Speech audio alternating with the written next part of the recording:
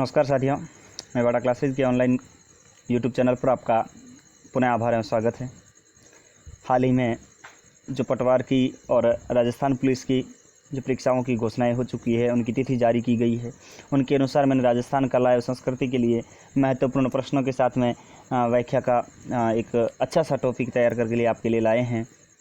बहुत ही लंबा समय बीत गया है, अपन बोर्ड पर लाइव नहीं आ पा रहा हूँ मैं, क्योंकि समय बहुत हमारे पास में कम रहता है और मैं भी क्लास लॉकडाउन के रहते तो क्लासेस से दूर है, इसीलिए अपन है वो प्रश्नों से और मैं ज़्यादा से ज़्यादा आपसे बिना स्क्रीन पे रूबरू आए फिर भी आपके लिए अच्छी से अच्छी कोशिश ज़रूर करता हूँ। इसके लिए जैसे ही आपको ये PDF मिल जाए तो PDF से आप हमारे विभिन्न प्रकार के चैनलों पर जुड़ सकते हैं। YouTube चैनल पे जा करके आप मुझे डिस्कस कर सकते हैं, फेसबुक पेज पर भी जा सकते हैं, व्हाट्सएप ग्रुप भी है, जो साथी जुड़े हुए हैं व्हाट्सएप ग्रुप में वो भी इनका नज़रिया ज़रूर देखते हैं। ट्विटर पर अपनी प्रतिक्रिया भी दे सकते हैं, मेवाड़ा क्लासेज लिखिएगा ट्विटर पर, आपको मेरी ऑफिशियल साइट मिल जाएगी। इंस्टाग्राम पर भी आप कोशिश कर सकते हैं। यहाँ पे इंस्टाग्राम जान के लिए नहीं है, जाने के लिए है। इंस्टाग्राम पर जाने के लिए नहीं है, जाने के लिए है। ओके साथियों, जिस भी साथी को PDF मिल जाता है तो PDF में आप यहाँ क्लिक करके जा सकते हैं। ओके, इसके बाद में अपन चलते हैं बिना समय गंवाए। देखिएगा साथियों, सबसे पहले आपके लिए महत्वपूर्ण ये रहेगा कि आप इस क्लास को एंड तक जरूर देखें, ताकि आपको भी लगेगा कि वास्तव में बहुत ही अच्छी क्लास रहने वाली है। और आखिर के क्लास में 2 से 3 में ऐसे आपको टिप्स देने वाला हूँ जो आपके लिए बहुत ही महत्वपूर्ण रहेंगे। देखिएगा साथियों, पहला प्रश्न है,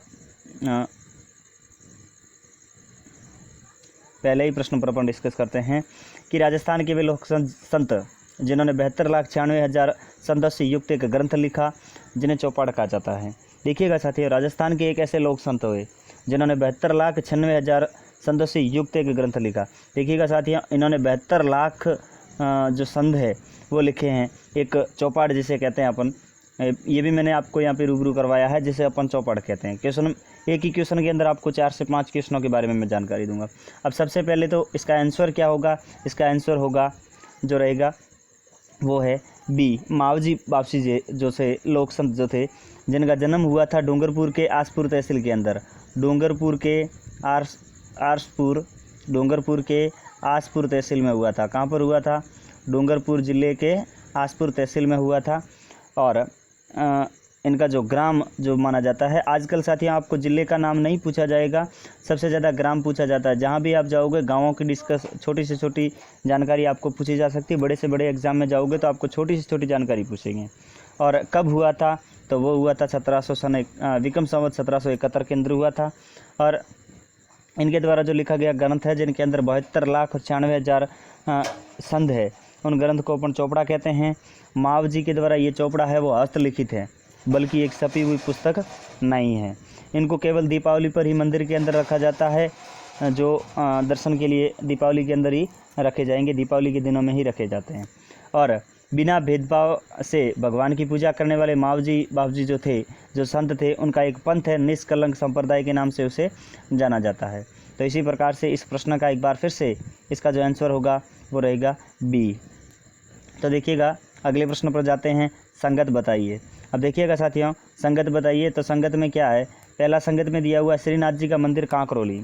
ठीक है साथियों, अब इसमें से संगत है वो कौन सा है, सही मंदिर और जो दिया हुआ है वो आपका कौन सा मंदिर है? तो देखिएगा, जो श्रीनाथ जी का जो मंदिर है, अब श्रीनाथ जी के मंदिर के बारे में डिस्कस करते हैं। श्रीनाथ जी का जो मंदिर है वो नाथद्वारा के अंदर है।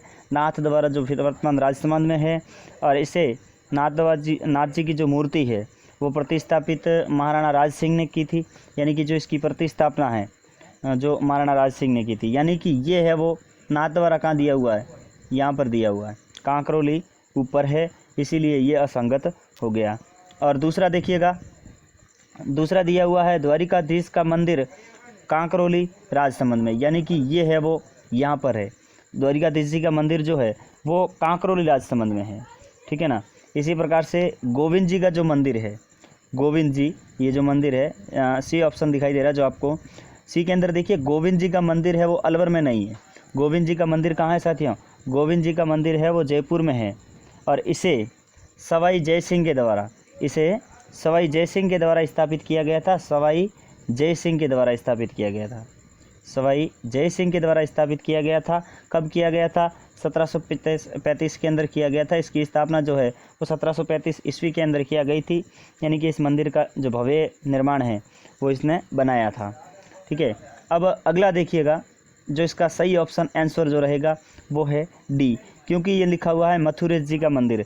जो मथुरेश जी का जो मंदिर है वो साथियों बिल्कुल सही है, कोटा में अवस्थित है, यानी कि ये आपका जो आंसर होगा वो सही ऑप्शन रहेगा। बाकी जो गलत ऑप्शन थे वो भी मैंने आपको सही सेलेक्ट करवा दिए। गोविंद जी का मंदिर अलवर में नहीं है, ये जयपुर में है। द्वारिकाधीश जी का मंदिर है वो कांकरोली के अंदर है, कांकरोली जो राजसमंद में है।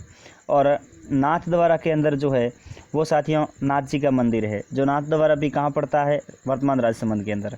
इसी प्रकार से तीसरे प्रश्न की ओर सम्मिलित कीजिएगा। अब सम्मिलित में देखिएगा साथियों, सम्मिलित करने से पहले पश्चिमी क्षेत्र जो सांस्कृतिक केंद्र जो बीकानेर, अब देखिएगा साथियों इनमें से आपको जोड़ना है। पश्चिमी क्षेत्र है, जो अपना पश्चिमी क्षेत्र है, वो पश्चिमी क्षेत्र का जो सांस्कृतिक केंद्र है वो कहाँ पर है। तो पश्चिमी क्षेत्र का जो सांस्कृतिक केंद्र है वो तो अपने उदयपुर में स्थित है, यानी कि जो इसकी प्राथमिकता है या अपनी जो सांस्कृतिक केंद्र है वो कहाँ पर है साथियों। ये जो पहला ऑप्शन है, थोड़ा सा मैं इसे नीचे खिसकाना चाहूँगा, देखिएगा सांस्कृतिक केंद्र जो है वो उदयपुर के अंदर है और इसकी स्थापना की गई थी, यानी कि ये भी आपको मैंने यहाँ लिखा नहीं है लेकिन बता देता हूँ जानकारी के लिए। 1986 के अंदर इसकी क्या की गई थी, स्थापना की गई थी। और आगे है राजस्थानी भाषा साहित्य एवं सांस्कृतिक अकेदमी। अब देखिएगा ये जो साथियों केंद्र है जो 1986 के अंदर स्थापित किया गया था, तो ये स्थापित क्यों किया गया था, क्योंकि लुप्त हो रही कला जो है उनका जो पुनः केंद्रण स्थापन करने के लिए, यानी कि इस केंद्र के माध्यम से इसका जो है पुनरोत्थान किया जाता है, यानी कि पुनरुत्थान किया जाता है वापस इसको सही ढंग से चलाने के लिए।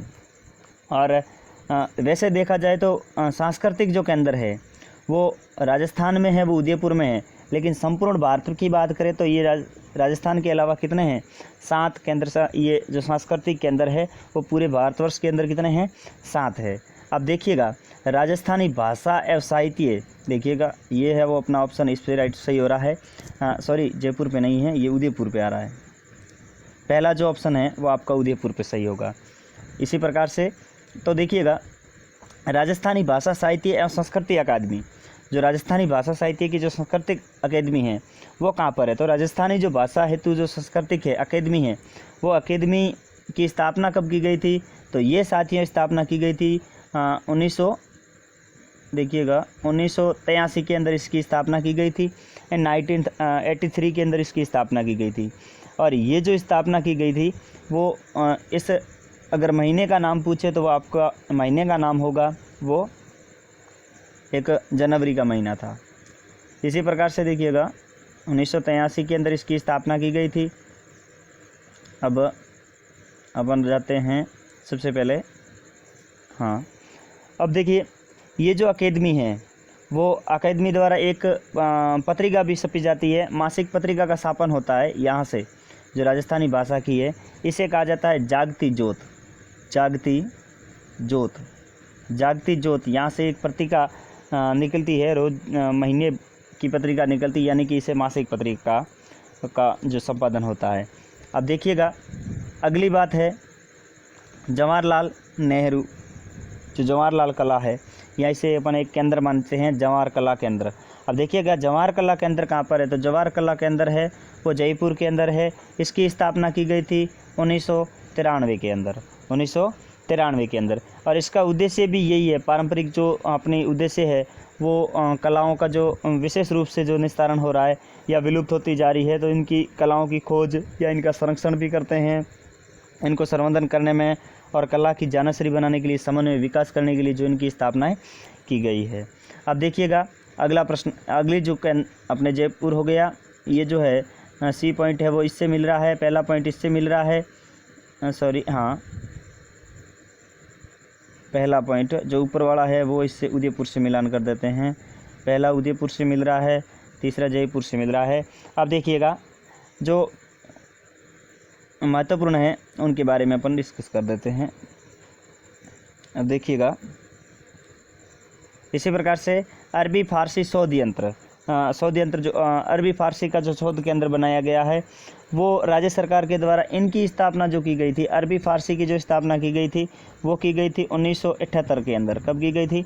1978 के अंदर। और अरबी भाषाओं की जो यहाँ पर है वो इस केंद्र के अंदर दुर्लभ पुस्तकों का जो संग्रह किया गया, भंडारण किया गया है। ठीक है ना साथियों। और ये जो है अरबी भाषा की शोध है वो कहाँ पर स्थित है? तो साथियों ये है वो अपने टोंक में है। और ये आपको पता ही है, ये साथियों कहाँ पर है? बीकानेर के अंदर इसकी स्थापना की गई है, जो मैंने आपको पहले ही बता दिया था। इसी प्रकार से साथियों जो अपना ऑप्शन सही हो रहा है वो पहला ही ऑप्शन सही हो रहा है।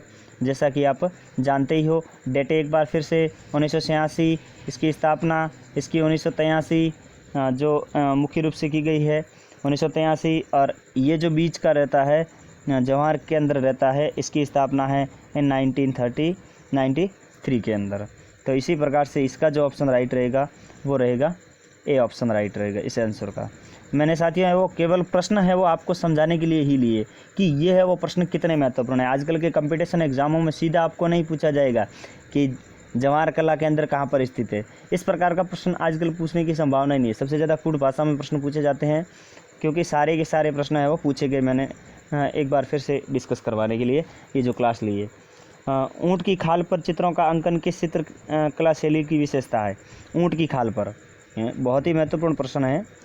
ऊँट की खाल पर जो चित्रों का अंकन किया जाता है वो किस चित्रशैली की सबसे बड़ी विशेषता है? किशनगढ़ चित्रशैली, बीकानेर चित्रशैली या मेवाड़ शैली? अब देखिएगा साथियों, बीकानेर के अंदर जो चित्रकला है जहाँ अपन बात कर रहे हैं, इसी प्रश्न की बात कर रहे हैं, तो ये जो प्रश्न इसका आंसर तो राइट है बीकानेर। तो बीकानेर जो चित्रकला है उसके अंदर क्या होता है कि जो हरे हैं, लाल है, बैंगनी है, जामुनी है या सलेटी रंग के पीले रंग जिनके जो कलर हैं जो मैंने आपको बताएं, हरे, लाल, बैंगनी, जामुनी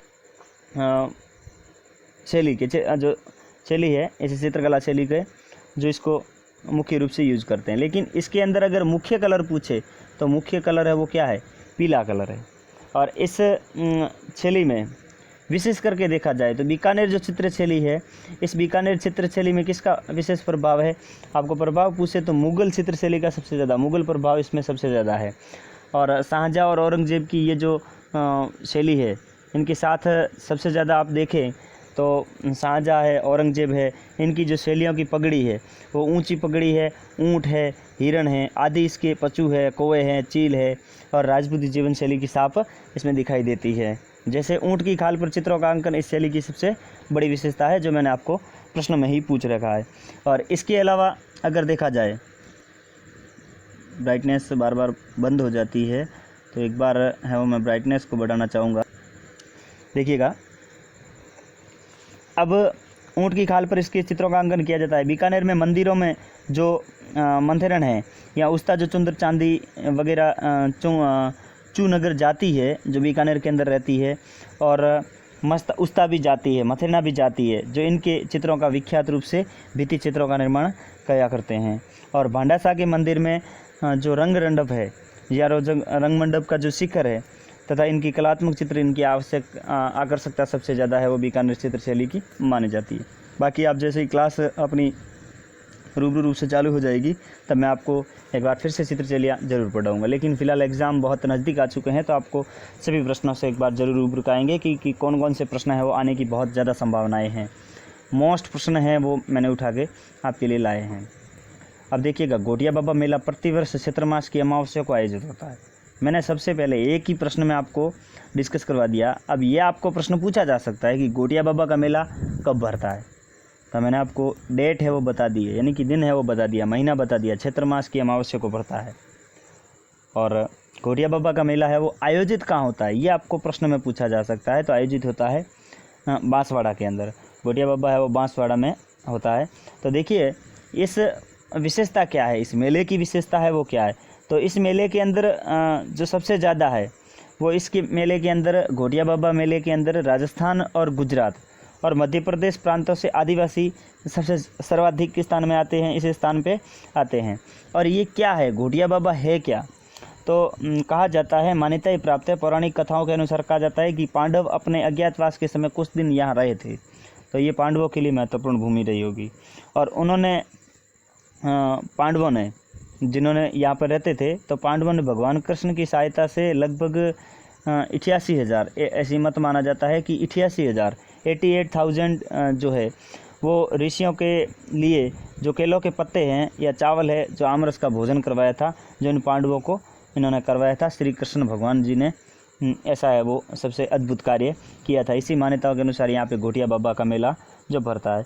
आज भी पुष्पविहीन केले, वृक्ष और चावल के पौधे यहाँ पर पाए जाते हैं, यानी कि चावल के पौधे वगैरह और पुष्पविहीन जो पौधे, पेड़ पौधे जो है, केलों के वृक्ष वगैरह यहाँ पर पाए जाते हैं।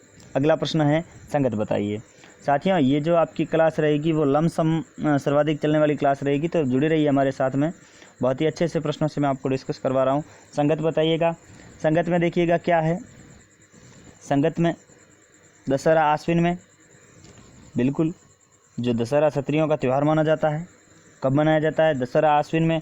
ये भी एक महत्वपूर्ण है।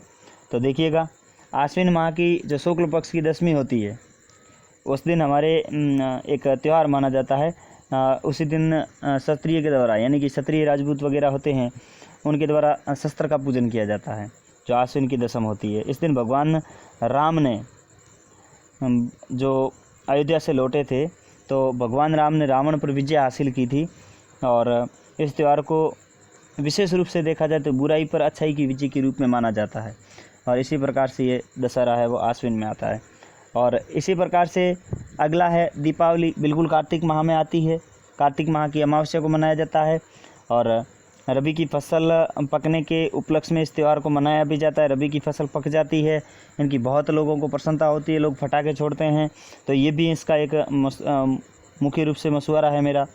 और देखिएगा, इस प्रकार से आगे भी लोग हैं कि इस दिन है वो व्यापारी लोग हैं, वो नई बहियाँ लगाते हैं। किस दिन? दीपावली के दिन, जस्ट के बाद, दीपावली के बाद ही अपनी नई बही खाता वगैरह लगाते हैं। और दीपावली में क्या करते हैं? लक्ष्मी जी का पूजन करते हैं, जो आप सब जानते होंगे। ऐसी आशा हम भी करते हैं। और हिंदू लोग हैं वो भगवान श्री राम के 14 वर्ष के बाद, मैंने आपको पहले बता दिया है, जो कि 14 वर्ष के बाद में ये पुनः वनवास से अयोध्या लौटे थे, तो इसी के प्रश्न में वे लोग मनाते हैं। और जैन धर्म है वो इस दिन महावीर स्वामी जी का जो है वो निर्वाण दिवस के रूप में मनाते हैं। ये जो दीपावली है, इस दीपावली के दिन हिंदू धर्म के लोग हैं वो दीपावली मनाते हैं। लेकिन ये भी सबसे महत्वपूर्ण है कि जैन धर्म के जो लोग हैं वो महावीर स्वामी जी के निर्वाण दिन के रूप में मनाते हैं। आचार्य समाज के जो समाजी के सबसे बड़े संत हुए दयानंद जी सरस्वती के निर्वाण दिवस के रूप में भी मनाते हैं। आर्य समाज है तो वो भी दीपावली को नहीं मनाती है, तो मनाते ज़रूर है लेकिन उनका उद्देश्य अलग अलग होता है। तो वो मनाते हैं, वो आर्य समाज के जो स्वामी दयानंद सरस्वती जो थे वो उनके निर्वाण दिवस के रूप में मनाते हैं। बाकी शिवरात्रि फाल्गुन, बिल्कुल सही है। शिवरात्रि का फाल्गुन कृष्ण त्रयोदश को, यानी कि 13 को, कृष्ण 13 को इनका त्यौहार मनाया जाता है, जो शिवरात्रि फाल्गुन के अंदर अपन सभी मनाते हैं। बाकी आपका ऑप्शन है वो ऐश्वर्य क्या रहेगा? डी ऑप्शन सही रहेगा। मैंने आपको सरल से सरल प्रश्न दिया है, ये सभी आपस में मिलान हो रहे हैं। आखिर में ये डी क्यों लिया? क्योंकि ये सभी के सभी प्रश्नों के बारे में इतनी जानकारी मैं अगर सीधा बताता तो वो आप कम सुनते, लेकिन अगर इनका साथ में अपन डिस्कस करते हैं तो आपको एक हुलिया पता चल गया कि किस प्रकार के प्रश्न उठ के आ सकते हैं। तो देखिएगा, अब चलते हैं अगले प्रश्न की तरफ। थोड़ा सा जूम आउट करते हैं।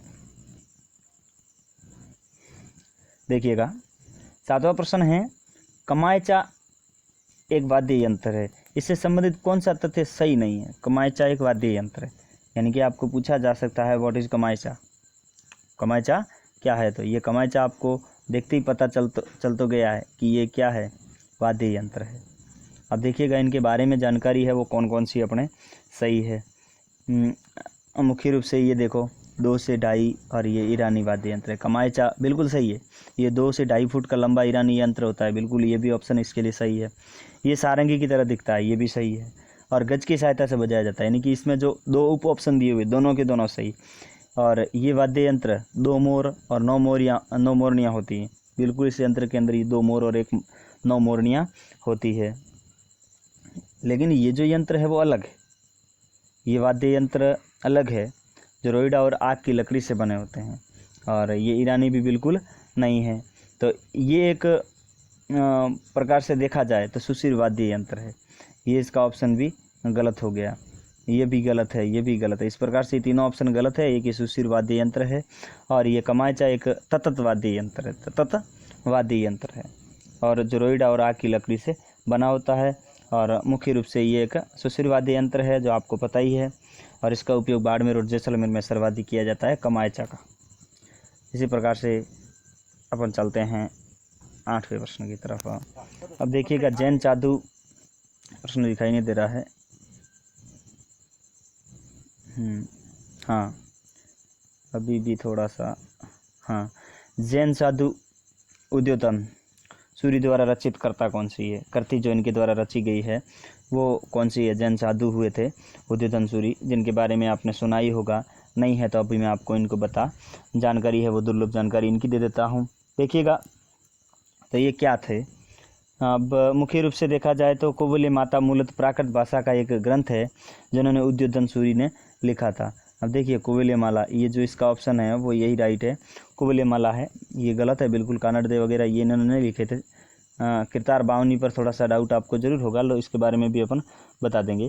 तो देखिएगा, और कुबले माला जो है वो उस समय प्रचलित भाषा में लगभग 16 भाषाओं के नमूने इसमें दिए गए हैं और एक भाषा है इसके अंदर जिसको मरु भाषा से संबोधित किया गया है। ये इसमें से एक ऐसी भाषा है जिससे मरु भाषा से संबोधित किया जाता है। इस प्रकार हूण आक्रांत वाहरारू जो मंदिर है मिहिरी है, इसकी प्रशंसा के रूप में धरती का स्वामी कहकर इनको पुकारते हैं। इस ग्रंथ में हूण आक्रांत परवा मिहिरी की प्रशंसा सबसे ज़्यादा की गई है।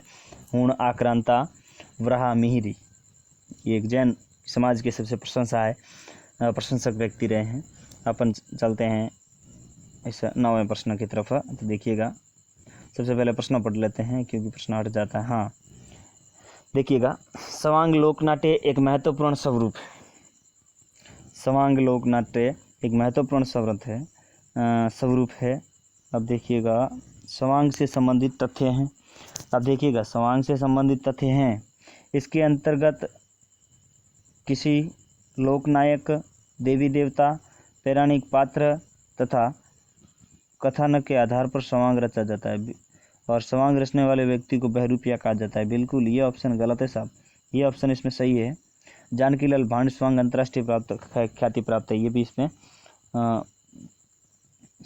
ये सही है ऑप्शन। जो जानकीलाल भांड है वो इसके सही है और ये भी सही है, ये भी सही है। इसमें से डी ऑप्शन है वो राइट रहेगा। अब देखिएगा, सवांग लोकनाट्य है वो एक हास्य प्रांत लोकनाट्य मनाया जाता है। इसके जो कलाकार होते हैं वो विभिन्न प्रकार के विचित्र वेश धारण करके लोगों का मनोरंजन करवाते हैं और इस कला को लमसम अपन स्वांग जैसे कहते हैं। तो स्वांग है वो खुले स्थान पर किया जाता है और स्वांग सर्वाधिक कहाँ किए जाते हैं? तो स्वांग है वो, ये जो स्वांग है वो भरतपुर में सर्वाधिक किया जाता है, होली के अवसर पर किया जाता है। लमसम है वो होली के आसपास ये किया जाता है। अगला प्रश्न देखिएगा, पोटेलिया, बिच्छू, लालर आदि क्या है? तो ये पोटेलिया और बिच्छू वगैरह ये क्या एक लोकगीत है, लोकनाट्य नहीं है। ये क्या है? लोकगीत है। तो इसमें ये ऑप्शन है वो अपना राइट ऑप्शन रहेगा। अगले प्रश्न देखिए, और ये गीत किन के हैं? सबसे पहली बात ये है कि ये गीत किन के हैं। तो पोटेलिया, बिच्छू और लालर ये आदिवासी समाज के सर्वाधिक प्रचलित गीत माने जाते हैं, यानी कि आदिवासी समाज के लिए ये सर्वाधिक अच्छे प्रमुख लोकगीत हैं। अगला प्रश्न देखिए 11वां, निम्न में से किस संत को वैदिक देवता विष्णु का अवतार माना जाता है? निम्न में से किस संत को वैदिक देवता विष्णु का अवतार माना जाता है? तो वैदिक देवता जो विष्णु के अवतार माने जाते हैं वो रामचरण जी को तो नहीं माना जाता है, लालदास जी को नहीं माना जाता है, जसनाथ जी को नहीं माना जाता है। इसमें ऑप्शन जो अपना राइट रहेगा वो जाम्बोजी ऑप्शन सही रहेगा। तो जाम्बोजी भगवान कौन थे, क्या थे, कैसे थे? 1451 के अंदर इनका जन्म हुआ था, पीपासर में इसका जन्म हुआ था, यानी कि जो अपने जाम्बोजी है उनका जन्म कहाँ हुआ था? पीपासर। और वर्तमान पीपासर कहाँ पर है? वर्तमान में राजस्थान के अंदर ये पीपासर नागौर जिले के अंदर आता है। और इन्होंने बिश्नोई संप्रदाय के लिए जो एक प्रवर्तक किया था जिसमें 29 शिक्षा इसने दी है। जो जाम्बोजी ने इनको 29 रूल्स बताए हैं, 29 रूल्स के आधार पर इन समाज का निर्धारण किया गया है। और इनके जो 29 उपदेश हैं उनमें लगभग 120 शब्द हैं। कितने शब्द हैं? 120 जो है 120 मैंने 90 लिख दिए हैं। यहाँ पर देखिएगा, जाम्बोजी संत के द्वारा 120 शब्दों का संग्रह किसमें किया गया है? जंब सागर के अंदर। किसमें किया गया है? जंब सागर के अंदर। तो ये सबसे ज़्यादा महत्वपूर्ण है।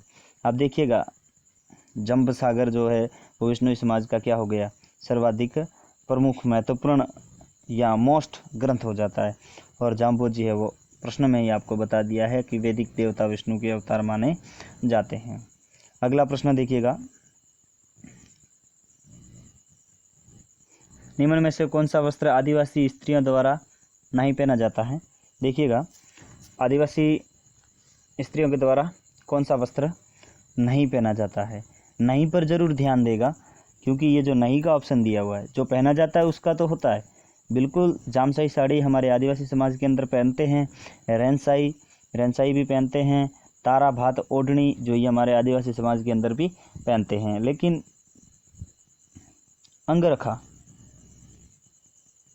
अंगरखा है वो क्या है? अंगरखा पहना तो आदिवासी में जाता है, लेकिन इस ऑप्शन में जरूर जाए। प्रश्न में डिस्कस, मैं भी इस प्रश्न से कंफ्यूज हूँ। हाँ, यहाँ पे स्त्रियाँ दी हुई है, तो ये जो अंगरखा है वो हमारे आदिवासी समाज के अंदर किन के द्वारा पहना जाता है? पुरुषों के द्वारा पहना जाता है। किन के द्वारा पहना जाता है? पुरुषों के द्वारा। अब देखिएगा, रूबरू होते अपन जामसाई साड़ी से। जामसाई साड़ी है वो आदिवासी स्त्रियों के द्वारा पहना जाने वाला वस्त्र है। लगभग लाल जमीन या फूल पत्तियों की युक्त बेल से बना होता है। इनके ऊपर लाल जमीन पर फूल पत्तियाँ बनाई जाती है। नादना या नादड़ा आदिवासी समाज के प्रयुक्त, ये जो सबसे प्राचीन भाषा के जो शब्द है नादना, जो आदिवासियों के समाज में प्रयुक्त होने वाली सबसे प्राचीन वस्त्र हुआ करता था। और इसके अलावा आदिवासी स्त्रियां जो है वो काले रंग की ज़मीन पर लाल और भूरे रंग की बूटियां वाला लहंगा जरूर पहनती है, जिसे अपन क्या कहते हैं? रेनसाई कहते हैं। ताराबाद की ओढ़नी आदिवासियों के लिए सर्वाधिक महत्वपूर्ण ओढ़नी मानी जाती है इन समाज के कारण। और अंगरखा जो पुरुषों के द्वारा पहना जाता है, अंगरखे का एक दूसरा भी नाम है जिसे अपन कहते हैं बुगतरी। इस अंगरखे को कहा जाता है, जो किसके द्वारा पहना जाता है? स्त्रियों के द्वारा नहीं पहना जाता है। आदिवासी समाज में ये किसके द्वारा पहना जाता है? पुरुषों के द्वारा पहना जाता है। हालांकि आजकल तो आप जानते ही होंगे, ये हमारे समाज के अंदर बहुत ही कम दिखाई देता है कि ये जो सारे के सारे जो वस्त्र दिए हुए हैं वो समाज में हमें देखने को नहीं मिल रहे हैं। बड़ी विचलित बात है, क्योंकि सबसे ज़्यादा है वो आजकल विदेशी कपड़े वगैरह आ गए हैं, तो वो भी पहन के निकल जाते हैं। तो देखिएगा, अगला प्रश्न देखिए, असंगत बताइए। मिट्टी के खिलौने बूगांव, बिल्कुल बूगांव में है। मूर्ण मूर्ति शिल्प मोमेला गांव, बिल्कुल सही है। जटपट्टी उद्योग जसोल गांव, बिल्कुल सही। और भरत पूर्वी राजस्थान, ये है वो इसका गलत ऑप्शन रहेगा। किस प्रकार से गलत है अपन देखते हैं, एक बार फिर से वापस इन प्रश्नों पर थोड़ा सा डिस्कस करते हैं। अब देखिएगा, मिट्टी के जो बर्तन हैं वो नागौर जिले के बूगांव मिट्टी के हैं, यानी कि नागौर जिले के अंदर बूगांव मिट्टी में सर्वाधिक खिलौने बनाए जाते हैं, सर्वाधिक प्रचलित खिलौने बनाए जाते हैं। और दूसरा है वो, इसकी बात करें तो अपन मोमेला राजसमंद का छोटा सा गांव है, जो टेराकोटा के नाम से जाना जाता है। टेराकोटा पद्धति से यहाँ पर लोक देवी देवताओं के और जनजातियों की प्रतिमाओं के निर्माण के रूप में मूर्तियाँ स्थापित की जाते हैं, यानी कि यहाँ पे मूर्तियाँ बनाई जाती है। और जटपट्टी उद्योग बाड़मेर के जसोल गांव में प्रसिद्ध है, जैसा कि आप पाते हैं बालोतरा के आसपास ये क्षेत्र में मिलता है। और भरत पश्चिमी राजस्थान में है। भरत क्या है? पश्चिमी राजस्थान में है। भरत है वो पश्चिमी राजस्थान नहीं है, पूर्वी राजस्थान नहीं है, ये पश्चिमी राजस्थान में कचिंदाकारों को कहते हैं, जो अपने यहाँ पे पूर्वी का ऑप्शन है, तो इसीलिए ये ऑप्शन क्या हो गया? असंगत हो गया था। अगला देखिएगा, 14वां प्रश्न, निम्न में से किस नृत्य में केवल पुरुष ही हिस्सा लेते हैं? निम्न में से किस नृत्य में केवल पुरुष ही हिस्सा लेते हैं? केवल पुरुष हिस्सा लेते हैं। गुरला नृत्य के अंदर महिलाएं भाग ले सकती है, यानी कि जो गुरला नृत्य हैं ये स्त्रियों के द्वारा भी किया जा सकता है। लांगुरिया है, ये भी है, लेकिन कच्ची घोड़ी इसमें क्या है? ये इसमें पुरुषों के द्वारा किया जाता है। अब देखिएगा, कच्ची घोड़ी मुख्य रूप से शेखावाटी क्षेत्र का नृत्य है। इस नृत्य में पुरुष ही हिस्सा लेते हैं। और इस नर्तक माछी के द्वारा टोकरियाँ जो होती है, टोकरियों को घोड़े की आकृति देते हैं और उस पर घोड़े की आकृति का जो कपड़े का है वो खोला चढ़ा देते हैं, ठीक है ना। इस प्रकार से ये वो नृत्य करते हैं। नर्तक इसके बीच में घूम घूम कर नृत्य करता रहता है। दर्शकों को ऐसा लगता है कि नर्तक किस पे बैठ कर के नृत्य करता है, घोड़ी पर बैठकर, कच्ची घोड़ी, इसलिए इसे कहा जाता है कच्ची घोड़ी। घूमर तो बाकी महिलाएं करती हैं, आप सभी जानते ही होंगे। निम्न में से कहाँ के मंदिर में बौद्ध कला, जैन कला और गुप्त कला का प्रतिहारकालीन वास्तु में समन्वय है? तो देखिएगा 15वें प्रश्न में, निम्न में से कहाँ के मंदिर में बौद्ध कला, जैन कला, गुप्त कला का प्रतिहारकालीन वास्तु में समन्वय है? बिल्कुल शीतलेश्वर महादेव मंदिर में नहीं है, इसका ऑप्शन है वो क्या है, ओसिया के मंदिरों में है, ओसिया के मंदिरों में। तो देखिएगा राजस्थान में एक काल माना जाता है 8वीं से 12वीं शताब्दी तक का जो काल माना जाता है वो गुर्जर और प्रतिहारों का समय माना जाता है। जो सांस्कृतिक निर्माण की दृष्टि से राजस्थान का स्वर्ण काल माना जाता है 8वीं से 12वीं शताब्दी को। इसमें सबसे पहले बात करें तो मंडोर है, मेड़ता है, जालोर है, इनकी प्रतिहारों में नेतृत्व में जो कला आंदोलन का विकसित हुआ था उसे महामारू कला चित्रशैली, महामारू शैली कहलाता है। इस कला में 6 वैष्णव, शाक्त, जैन मंदिरों की सैकड़ों संख्या में निर्माण भी किया गया है। और इस शैली में प्रारंभिक उत्कर्ष काल में चित्तौड़ है, ओसिया है, आभानेरी प्रमुख है। ओसिया के मंदिरों में ससिया माता का मंदिर, और मैंने आपको इसमें बताया ओसिया का मंदिर। तो ओसिया के मंदिरों में कौन कौन से मंदिर आते हैं?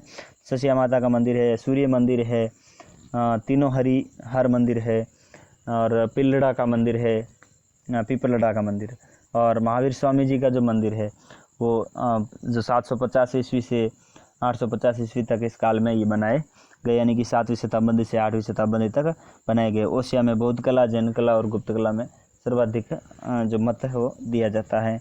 अगला देखिएगा, केला देवी का मंदिर करौली जिला मुख्यालय से लगभग 23 किलोमीटर दूर है। प्रश्न में ही आपको आंसर मिल रहा है। इससे संबंधित कौन सा तथ्य सही है? तो देखिएगा इसमें कौन सा ऑप्शन है वो सही है। केला देवी का भव्य मंदिर काली सील नदी के किनारे स्थित है। बिल्कुल काली सिंध नहीं है, सील नदी के किनारे, ध्यान रखना। केला देवी हनुमान जी की माता अंजना का ही रूप माना जाता है। बिल्कुल सही है। केला देवी को प्रसन्न करने के लिए लांगुर या गीत व भजन गाए जाते हैं। बिल्कुल ये भी ऑप्शन सही है। इसका अर्थ कि ऑप्शन कौन सा राइट है? डी। अपना आंसर कौन सा राइट है? डी। हालांकि ऑप्शन तो सभी राइट है, लेकिन अपने को आंसर के लिए कौन सा सही होगा? डी सही होगा। अब देखिएगा केला देवी मंदिर में मूर्ति की जो स्थापना की गई थी, स्थापित मूर्ति है वो कब है? स्थापित मूर्ति है वो 1114 ईस्वी के अंदर मानी इसकी स्थापना की गई थी। और इसके मंदिर के अंदर भव्य छतरियाँ हैं, अनूठी वास्तुकाल है, और मुख्य रूप से यही दर्शनीय है। और केला मैया है वो अपनी 8 भुजा है, इनके 8 भुजा के अंदर ये शस्त्र धारण किए हुए हैं और सिंह पर सवार है।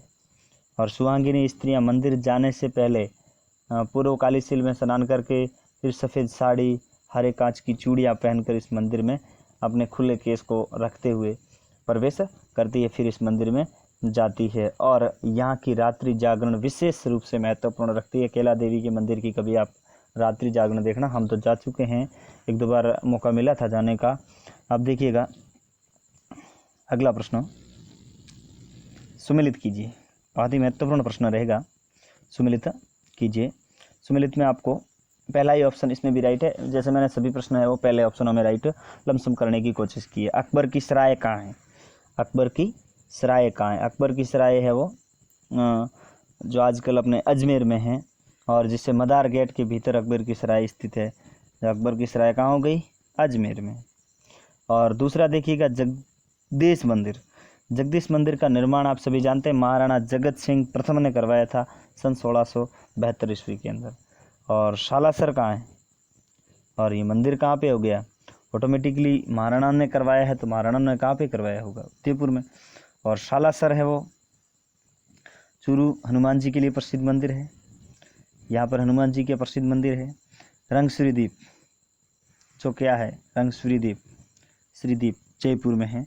इसे इंग्लिश में कहा जाता है आइलैंड ऑफ ग्लोरी। और बनाया किसने था इस रंगसूरी द्वीप को? तो ये बनाया था श्रीमान जी सर सीवी रमन के द्वारा। पहला ही ऑप्शन इसमें राइट है। सभी मैच खा रहे हैं, सीधे सीधे मैच खा रहे हैं लाइनों में। अगला 18वां प्रश्न देखिएगा। 11वीं शती में निर्मित डॉड परमारा द्वारा निर्मित दुर्ग कौन सा है? यहाँ पर जो दुर्ग है वो दुर्ग में से डॉड परमारा ने तो कौन सा दुर्ग बनाया था? तो ये है वो दुर्ग है, गागरोन का दुर्ग है। गागरोन का दुर्ग है वो कब बनाया था डॉड परमारा ने? 11वीं शती के अंदर करवाया था। कब करवाया था? 11वीं शती के अंदर करवाया था, जो प्रश्न में आपको बता दिया है। और ये क्या कौन सा दुर्ग है? गागरोन दुर्ग है वो कौन सा दुर्ग है? जल दुर्ग है, जो काली सिंध और आहू नदियों के संगम पर स्थित है। आहू नदी है और काली सिंध है, दोनों इन नदियों के संगम पर स्थित है। ये राजपूताना और मालवा की ज़मीनी सीमा पर स्थित है, यानी कि जो इनकी सीमा पर स्थित है, दोनों में से दोनों का हक इनमें बराबर बनता है। ये विशाल दुर्ग है वो बनाया किसने था? ये विशाल दुर्ग है वो अचल दास और उनकी रानियों के महल और बारूद खाना और मधुसूदन और शीतला माता के मंदिर के लिए प्रमुख माना जाता है। हालांकि आपको पता ही होगा शीतला माता जी की जो मूर्ति है वो शीतला माता जी की मूर्ति कहाँ पर लगी हुई है? शीतला माता जी की मंदिर जो मूर्ति है वो जयपुर में लगी हुई है। जो स्वामी मान सिंह ने अकबर से वापस लौटते समय बंगाल से युद्ध करते समय वहाँ से लाई थी और ये इन्होंने जयपुर में स्थापित की थी। और इस दुर्ग में कोटा राज्य के सिक्के ढालने की जो ताकसाल भी स्थापित की गई थी, यानी कि कोटा राज्य के जो सिक्के ढाले जाते थे वो यहाँ पर ढाले जाते थे। मिठे साहब की दरगाह है, औरंगजेब द्वारा निर्मित बुलंद दरवाज़ा भी इसी दुर्ग के अंदर है। किस दुर्ग के अंदर है? गागरोन दुर्ग के अंदर है। अब अपन आते हैं अगले प्रश्न की तरफ। देखिएगा, मेहरानगढ़ दुर्ग के संदर्भ में सही तथ्य हैं। मेहरानगढ़ के बारे में सही तथ्य कौन सा है? तो सही तथ्य है वो इसमें कौन से हैं? देखिएगा, ये मयूर की आकृति में बना हुआ है, बिल्कुल ये भी ऑप्शन अपना क्या है? सही है। मेहरानगढ़ है वो किसकी आकृति में बना हुआ है? मयूर की आकृति में। कभी आकर के देखिएगा, जोधपुर की धराधरती पर बना हुआ है। और मेहरानगढ़ दुर्ग की स्थापना सन 1459 ईस्वी में राव जोधा ने की थी, ये भी ऑप्शन राइट है। इसमें महाराजा मान सिंह द्वारा स्थापित पुस्तक प्रकाश नामक पुस्तकालय है, ये भी ऑप्शन बिल्कुल सही है। और महत्वपूर्ण टॉपिक भी है, मोस्ट है। क्या है? मोस्ट है। ये सबसे महत्वपूर्ण प्रश्न है। इस दुर्ग की नींव में भाभी जाति के एक राजिया नामक व्यक्ति को जिंदा बलि दी गई थी, बिल्कुल ये भी ऑप्शन अपना क्या है? सही है। तो इसमें डी ऑप्शन राइट रहेगा। और इसके बारे में और भी है, ये मयूरनुमा आकृति में है और कालांतर में इसे क्या कहलाने लगा? मेहरानगढ़। पहले इसे मयूर कार्ति के कारण म्यूरानगढ़ कहा जाता था, अब मेहरानगढ़ है। और इसके अलावा इनके दो मुख्य द्वार है, लोहा पोल है और जय पोल है। और वैसे इनके अन्य दरवाजे भी हैं, लेकिन इन दो दरवाजे मुख्य रूप से हैं, लोहा पोल और जय पोल। आप जोधपुर में जाते हैं तो आज भी लोहा पोल और जय पोल मौजूद है। यहाँ चामुंडा माता का मंदिर है, बिल्कुल जो जोधपुर राठौड़ों की कुलदेवी है, जिसका यहाँ पर मंदिर स्थापित किया गया है। हालांकि राठौड़ों की कुलदेवी नागणेच्या माता है। मैं आपको इसके बारे में डिस्कस करवाता हूँ कि कहाँ पर लिखे।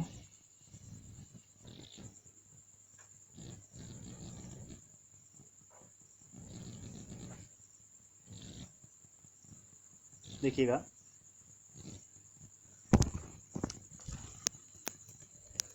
हाँ अपन बात कर रहे थे मेहरानगढ़ दुर्ग के बारे में, जोधपुर के बारे में। तो देखिए क्या यहाँ पर है वो अपन ने अभी बताया कि जोधपुर में जो मेहरानगढ़ दुर्ग है इसके अंदर मुरली मनोहर मंदिर भी है एवं आनंद घन मंदिर भी है। और इसके अलावा मैंने बताया था चामुंडा माता जो है वो मारवाड़ के राठौड़ों की आराध्य देवी मानी जाती है। और जो जोधपुर के राठौड़ों की जो कुलदेवी है, जो कुल की वंश की देवी है, राठौड़ वंश की जो कुल देवी है वो नागणेच्या माता है। हालांकि नागणेची जो है वो कुलदेवी किसकी है? तो बीकानेर के राठौड़ों की नागणेची क्या है? कुलदेवी है। और चारण वंश की कुलदेवी जो आप सभी जानते हैं जो है वो है अपनी करणी माता। ये वो आराध्य देवी कहाँ की है? तो करणी माता राठौड़ों की आराध्य देवी है, वो है राठौड़। कहाँ के राठौड़? बीकानेर के राठौड़। कहाँ के राठौड़? बीकानेर के। हाँ, इसी प्रकार से अपन चलते हैं अगले प्रश्न की तरफ, 20वें प्रश्न की तरफ चलते हैं। मेवाड़ में, हाँ, मेवाड़ के मगरा क्षेत्र में भीलों का कालाजी कौन है? बहुत ही महत्वपूर्ण प्रश्न है। मेवाड़ के अंदर जो मगरा है, मगरा क्षेत्र के अंदर भीलों के कालाजी कौन है? भीलों के कालाजी यहाँ पर कौन है? ऋषभ देव जी का मंदिर है। क्या है? ऋषभ देव जी है। तो उदयपुर से लगभग 62 किलोमीटर की दूरी पर स्थित है, 62-65 किलोमीटर की दूरी पर है। और जो एक कस्बा है, जिस कस्बे का नाम है दुलेव, एक सेकेंड हो, यहाँ पे लिखते हैं दुलेव गांव है, उदयपुर से लगभग 65 किलोमीटर की दूरी पर स्थित है। टॉपिक में 62 दिया हुआ है तो 62 किलोमीटर है, और हालांकि 62-63 किलोमीटर की दूरी पर स्थित है। ऋषभ देव जी का मंदिर है। चूँकि इस मंदिर के अंदर केसर चढ़ाई की जाती है, इन्हें केसरिया जी एवं केसरिया श्रीनाथ भी कहते हैं। किसको? ऋषभ देव जी को। तो ऑप्शन में आपको ऋषभ देव जी न दे करके केसरिया जी भी कहा जा सकता है, तो इनके अंदर केसरिया जी भी सही है। और इन्हें भीलों के कालाजी कहा जाता है, और इन्हें अपना इष्ट देव भी मानते हैं। ऋषभ देव जी को, केसरिया जी को मानते हैं। संगत बताइएगा, संगत क्या है? भीलों के चित्रे गोवर्धन लाल बाबा। बिल्कुल, भीलों के चित्रे कौन है? गोवर्धन लाल बाबा है। और गोवर्धन लाल बाबा का जन्म हुआ था 1914 ईस्वी कांकरोली राजसमंद में हुआ था। और इन्होंने राजस्थान की लोक संस्कृति विशेषता मेवाड़ी भीलों के जो जीवन शैली में अपनी तुलिका से जीवित किया था, और ये महत्वपूर्ण भी है हमारे भीलों के लिए। भीलों के चित्रों के रूप में ये प्रसिद्ध, चित्रों के रूप में प्रसिद्ध है चित्रे। और इसके अलावा ब्लू पोट्री के प्राय, ब्लू पोट्री है वो क्या है? तो ब्लू पोट्री है वो कृपाल शेखावत जी है। कृपाल सिंह जो शेखावत है, उन्होंने भारतीय पारंपरिक कला का युग पुरुष और ब्लू पोट्री माने जाते हैं, प्राय माने हैं इन्होंने। और परमानंदम चोयल कोटा के निवासी थे। कहाँ के निवासी थे? कोटा के निवासी थे, जिन्होंने भैंसों के चित्रे जो कोटा के निवासी थे। और इन्होंने आधुनिक प्रयोगवादी में चित्रकार और भैंसों के चित्र के रूप में प्रख्यात हासिल की थी। ये संगत है वो क्या है? सभी संगत सही है। 22वां प्रश्न देखिएगा। 22वां प्रश्न है, मेला, बादशाह का मेला कहाँ पड़ता है? बादशाह का मेला है वो कहाँ पड़ता है साथियों? बादशाह का मेला पड़ता है ब्यावर के अंदर भरता है। और ये भरता कब है? तो प्रतिवर्ष धुलंडी के दूसरे दिन बाद में बादशाह का मेला भरता है। और यहाँ पर बादशाह की इस मेले के अंदर, ब्यावर के अंदर है वो, बादशाह की सवारी भी निकाली जाती है। और देखिएगा अगला प्रश्न, निम्न में से किस पंथ के प्रणेता रावल मल्लीनाथ जी है? किस पंथ के प्रणेता रावल मल्लीनाथ जी है? कौन सा पंथ है इसमें से? पुंडा पंथ है। पुंडा पंथ एक देखा जाए तो वाम मार्गी पंथ है, वाम मार्गी पंथ है। इसमें आराध्य साधन का विशेष विचित्र प्रणाली का प्रावधान किया गया है। इस पंथ की मान्यता है कि यदि कोई कुंडापंथी जो साधक है या अन्य किसी ग्रस्त को कुंडापंथ में दीक्षित नहीं करवा सकता, यानी कि नहीं कराता है, और मृत्यु होने के पश्चात इसमें आत्मा को शांति नहीं मिलती है। ऐसी इनकी पंथ जी की, इनके पंथ की क्या है? विशेषता है। जो कुंडापंथ की विशेषता है कि इनकी, अगर ये किसी के साथ में अपने संबंध स्थापित वगैरह करता है तो उनको बाद में आत्मा को शांति नहीं मिलती है। किस लोक देवता को धोलियावीर कहा जाता है? किस लोक देवता को धोलियावीर कहा जाता है? धोलियावीर किनको कहा जाता है? वीर तेजा जी को। वीर तेजा जी का जो जन्म है वो विक्रम संवत 1130 खरनाल के अंदर हुआ था। खरनाल नागौर के अंदर हुआ था। खरनाल नागौर के अंदर हुआ था। जो लोक देवता है, लोक देवता बहुत ही बड़े महत्वपूर्ण हैं, जो राजस्थान के सभी एग्जामों में लगभग पूछे जाते हैं। वैसे देखा जाए हरबू जी, कलाजी राठौड़ जो आप सभी जानते होंगे, जिन्होंने महाराणा प्रताप के पिताजी उदय सिंह के संग युद्ध किया था। युद्ध करते करते जयमल मिड़तिया के साथ में ये वीरगति को प्राप्त हुए थे। और इन्होंने वीरगति से प्राप्त होने से पहले जयमल मिड़तिया का पैर है वो क्षतिग्रस्त हो जाता है, यानी कि पूर्ण रूप से टूट जाता है, चोट लग जाती है। तो कलाजी राठौड़ ने अपने सिर के अपने कंधे के ऊपर इनको बिठाया था, और 1-2 हाथ इनके हो गए थे, और 2 हाथ किनके हो गए थे? जयमल मिड़तिया के। तो इस प्रकार से युद्ध करने के कारण इस कलाजी राठौड़ को क्या माना जाता है? 4 हाथों वाला बाबा भी कहते हैं। और कलाजी राठौड़ है वो शेषनाग के अवतार माने जाते हैं, शेषनाग के अवतार माने जाते हैं। और इसे कमधन भी कहा जाता है। अब कमधन क्यों कहा जाता है? क्योंकि वो युद्ध करते करते शहीद हुए थे युद्ध भूमि के अंदर। सन 1568 के अंदर जब अकबर ने चित्तौड़ पर आक्रमण किया था प्रथम शाखा के समय, और यहाँ पर है वो इनके काका जो थे, जो जयमल मेड़तिया थे उनके, और इन कलाजी राठौड़ के साथ में उस समय फत्ता भी इसमें शहीद हुए थे। जो फत्ता है वो सिसोदिया थे, वो भी इनके साथ में वीर गति को प्राप्त हुए थे। और देखा जाए रामदेव जी है वो राजस्थान के एकमात्र कवि भी माने जाते हैं। ऐसे लोक देवता है जो कवि है, और ये भगवान कृष्ण के अवतार माने जाते हैं। काकड़िया और कामड़िया पंथ इनके द्वारा चला गया था। और इसके अलावा अर्जुन के वंशज है ये। रामदेव जी को किसका वंशज माना जाता है? अर्जुन के वंशज माने जाते हैं। और गंध जो 24 वाणियों द्वारा इनकी लिखी गई है, और सिद्धूगढ़ी भाषा में ये लिखी गई है। सिद्धूगढ़ी भाषा का मतलब होता है सभी भाषाओं में निर्मित है। और रायिकाओं के ये आराध्य देवता है वो पाबूजी हरबूजी वगैरह है। वो जब अपन प्रश्नों में डिस्कस इतना ही कर पाएंगे। हरबूजी बाद में देखेंगे। बारवा डूंगरी तलहटी में किस लोक देवी का मंदिर है? बारवा डूंगरी के अंदर, तलहटी के अंदर किस लोक देवी का मंदिर है? तो ये कौन सी लोक देवी है? बी, नारायणी माता। और इसके अलावा इनके बारे में भी जानकारी देखते हैं। तो नारायणी माता का मंदिर है वो अलवर के अंदर है, अलवर के राजगढ़ के अंदर है। और नारायणी माता है वो नाइयों की क्या है? कुल देवी है। और लेकिन इस मंदिर में जो पूजा करते हैं, नारायणी माता जी का जो मंदिर है, इस मंदिर के वर्तमान में जो यहाँ पर पूजा करते हैं वो कौन है? मीना जनजाति के लोग करते हैं। इसके अलावा निम्न में से कौन सा आभूषण महिलाओं द्वारा कमर में नहीं पहना जाता है? कौन सा जो है वो कमर में नहीं पहनाया जाता है? और कमर में कौन सा नहीं पहना जाता है? तो कमर में कणकती, तगड़ी और कमर करधनी, ये तो सभी कमर में ही पहने जाते हैं, लेकिन ये नहीं पहना जाता है। ओवला है वो कहाँ पहना जाता है? पैर में पहना जाता है। 27वां प्रश्न देखिएगा, सम्मिलित कीजिए। जसवंतथड़ा जो कहाँ पर है? जसवंतथड़ा जोधपुर के अंदर है। जसवंतथड़ा कहाँ पर है? जोधपुर के अंदर है, जिसे राजस्थान का क्या कहा जाता है? ताजमहल कहा जाता है। इनका निर्माण किसने करवाया था? महाराजा सरदार सिंह ने जसवंत सिंह द्वितीय की यादगार में करवाया था, और जसवंत सिंह जी के यादगार में जो यहाँ पर बनाया हुआ था। बाकी सारबाग की छतरी कहाँ पर है? कोटा में स्थित है। मूसी महारानी की छतरी कहाँ है? मूसी महारानी की छतरी है अलवर के अंदर, जिसमें देखा जाता है इसे ये 80 खंभों की छतरी है। और इसका निर्माण करवाया था 1815 ईस्वी में। किन्होंने करवाया था? विनय सिंह जी के अंदर। और केसर बाग कहाँ पर है? बूंदी के अंदर। तो इसमें से सम्मिलित है वो कौन सा है? पहले में तीन, ए में 3, ये देखिएगा, ए में 3 राइट है, ठीक है, ये सही है। और दूसरे में बी में 1, बिल्कुल ये जा रहा है। और सी में 2, ये जा रहा है। डी में 4, ये 4, पहला ऑप्शन राइट होगा।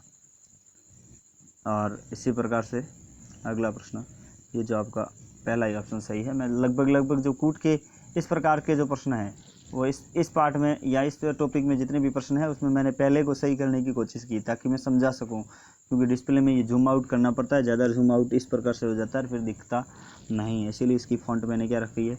बड़ी कर रखी है। बेणेश्वर मेले को आदिवासियों का कुंभ कहा जाता है। बिल्कुल राइट, बेणेश्वर को क्या कहा जाता है? आदिवासियों का कुंभ कहा जाता है। ये मेला कब आयोजित होता है? माघ पूर्णिमा को आयोजित होता है। अब ये भरता कहाँ है? आदिवासियों का जो बेणेश्वर है वो आदिवासियों का कुंभ माना जाता है। वो कहाँ भरता है? आदिवासियों का कुंभ है वो डूंगरपुर ज़िले में भरता है, जहाँ पर सोम, माई, जाखम तीनों का संगम है। और इस मेले में आदिवासी है वो संस्कृति का अद्भुत नमूना देखने को मिलता है। देखिएगा 29वां प्रश्न, वैशाख कृष्ण तृतीया को कौन सा त्यौहार मनाया जाता है? वैशाख कृष्ण तृतीया को कौन सा त्यौहार मनाया जाता है? वैशाख कृष्ण तृतीया को कौन सा त्यौहार मनाया जाता है? देखिएगा, यहाँ पर अपन डिस्कस करते हैं नाग पंचमी, लेकिन यहाँ पर तो तृतीया है। तो ये तो पहला ऑप्शन तो बिल्कुल राइट हो गया।